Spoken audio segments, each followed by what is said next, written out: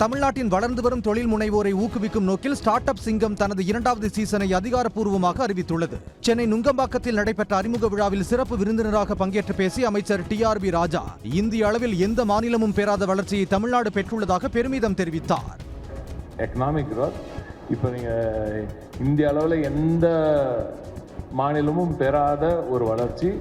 India 7% கீழே வளரும் போது நாம மட்டும் 11.19% வளர்றோம்னா அதான் திராவிட மாடல்.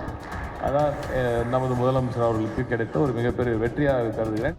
இதைத் தொடர்ந்து திரைப்பட இயக்குனர் ஞானவேல் பேசுகையில், ஸ்டார்ட் அப் தளத்தின் மூலம் பல்வேறு கிராமப்புறங்களில் இருந்து தொழில் முனைவோர்கள் மற்றும் புதிய தொழில் சார்ந்த யோசனைகள் கொண்டவர்கள் பயன்பெறுவார்கள் என்று தெரிவித்தார். கிரியேஷன் என்றது ஒருத்தனுடைய மண்டையிலிருந்து ஒவ்வொருத்தனுடைய தனிப்பட்ட திறமையிலிருந்து உருவாகிறதா இருக்கணும்.